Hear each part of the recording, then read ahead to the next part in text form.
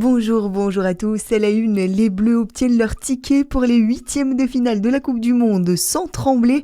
L'équipe de France de foot a dominé hier la Suède, une victoire 3-0, dont un doublé de Mbappé et un but de Barcola. Kylian Mbappé qui devient au passage le seul meilleur buteur de l'histoire des phases à élimination directe du mondial. Les tricolores affronteront le Paraguay en huitièmes de finale. C'est samedi soir à 23h. On notera également la victoire de la Norvège contre la Côte d'Ivoire 2-1. Dans l'actualité, un grave accident du travail hier à la carrière de Mel-C-Givray en Saône-et-Loire, près de Chalon-sur-Saône. Les secours sont intervenus vers 9h30 après la chute de plusieurs mètres d'un concasseur. Une machine utilisée pour broyer les roches. Un homme grièvement blessé a été transporté en urgence au CHU de Dijon. Son pronostic vital est engagé. À Dijon, le site Safran va s'agrandir. Un nouveau bâtiment de 3000 m² sera construit d'ici mi-2027 avenue de Stalingrad. Un investissement de 20 millions d'euros pour doubler la production de viseurs de haute technologie destinés aux équipements militaires d'ici 2029. Pour accompagner ce développement, 200 recrutements sont prévus dans les 3 prochaines années, principalement sur des postes hautement qualifiés.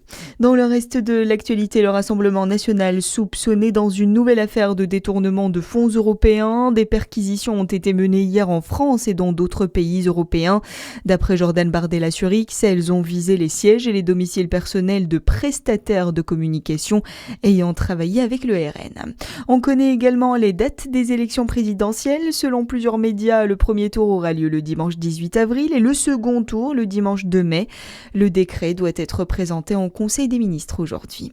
Retour dans notre région et les préparatifs du 12e week-end gourmand du Chat-Perché sont lancés. Les organisateurs ont accueilli ce jeudi à Dole les délégations de Charolles et de la destination Beaujolais, invité d'honneur de cette nouvelle édition. Cette année, l'événement pourra compter sur plusieurs partenaires, un atout essentiel pour son organisation. Édith Terrier, adjointe de la culture et au tourisme de Charolles. On a 7 partenaires, donc on a Dufou, le chocolat, on a Doucet, double étoilé, qui va nous faire gagner de la viande. On a les AOP fromage, les AOP bœuf charolais. On a la faïence de Charolles qui fait entre autres le pichet glouglou dont on parle partout. Tout le monde connaît, ceux qui ne connaissent pas, ils vont apprendre. Donc ces 7 partenaires se sont mis au boulot. Je pense qu'ils vont nous faire quelque chose de super pour réussir ce week-end de gastronomie à la charolaise. Nous sommes fiers de nous marier avec le Beaujolais. Ils vont nous faire déguster le vin, les andouillettes, etc. Enfin, de quoi se régaler. Le week-end gourmand du Chat-Perché se déroulera les 26 et 27 septembre à Dole. Voilà pour l'actualité. À suivre votre météo sur Fréquence Plus.